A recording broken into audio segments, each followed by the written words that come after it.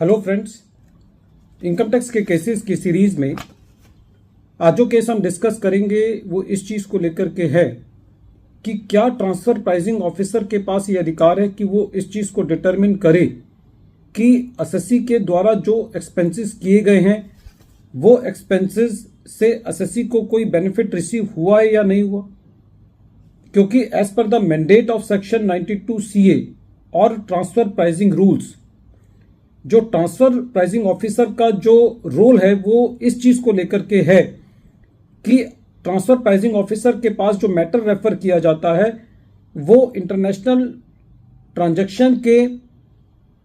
Arms length price को निकालने के लिए रेफर किया जाता है। और यदि असेसिंग ऑफिसर अपने इस डोमेन से बाहर चला जाता है और ये डिटरमिन करने लग जाता है कि एसएससी को उस खर्चे से कोई बेनिफिट मिला है या नहीं मिला, तो क्या असेसिंग ऑफिसर ऐसा कर सकता है? यही इशू कोलकाता ITAT के सामने अपने एक judgment deputy commissioner of income tax versus Apollo Gleneagles hospital limited के केस में सामने आया और ये case 129 ITR tribunal page number 352 पर रिपोर्ट हुआ। इस केस का जजमेंट 27 अप्रैल 2023 को आया। प्रेजेंट केस में एसएससी ने एक जॉइंट वेंचर किया A और G के साथ एक मल्टी स्पेशलिटी हॉस्पिटल को बनाने के लिए और उसको रन करने के लिए। During the previous year SSC ने 5% अपनी ग्रॉस रेवेन्यू का A और G के साथ as a management fees share किया, उनको पे किया।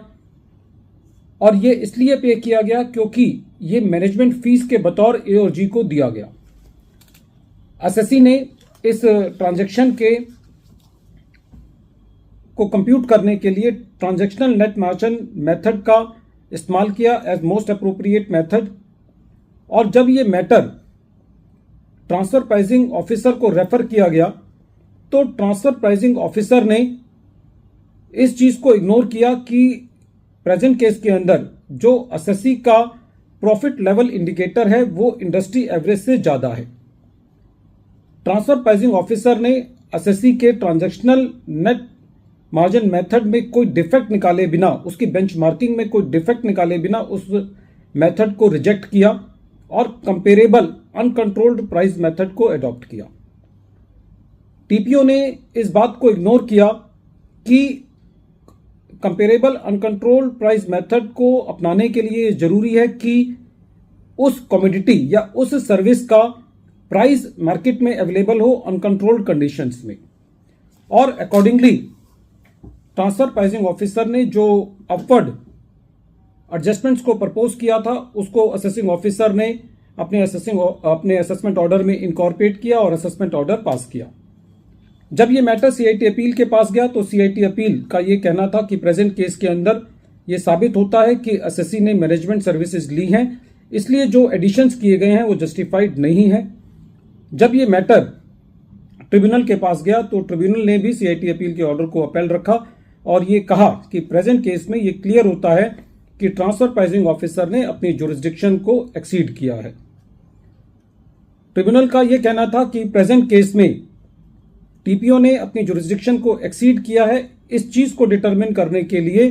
कि जो सर्विसेज एसएससी ने रिसीव की हैं वो उसके लिए जायज थी, जरूरी थी या नहीं। क्योंकि ट्रिब्यूनल का यह कहना था कि ट्रांसफर प्राइसिंग ऑफिसर का रोल खाली यह है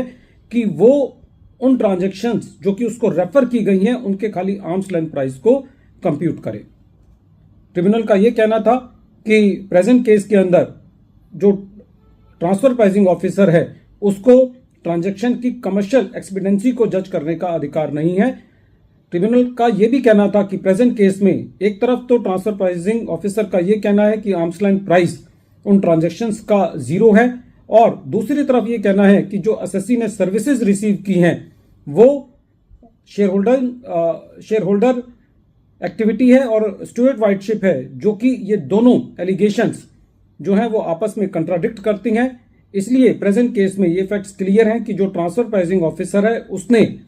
जो comparable uncontrolled price method adopt किया है वो जस्टिफाइड नहीं है, क्योंकि उसने एसएससी की बेंचमार्किंग में कोई भी डिफेक्ट पॉइंट आउट नहीं किया है। तो सारे फैक्ट्स एंड सर्कमस्टांसेस को देखते हुए जो ट्रांसफर प्राइसिंग ऑफिसर का एक्शन है वो जुडिशियल अप्रूवल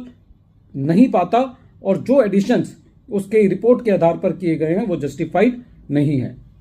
वीडियो के अंत में एक बार फिर मैं केस का नाम रिपीट कर रहा हूं। केस का नाम है deputy commissioner of income tax versus Apollo Gleneagles hospital limited, और ये case 129 ITR tribunal page number 352 पर रिपोर्ट हुआ और इस केस का जजमेंट 27 अप्रैल 2023 को आया। Thank you friends.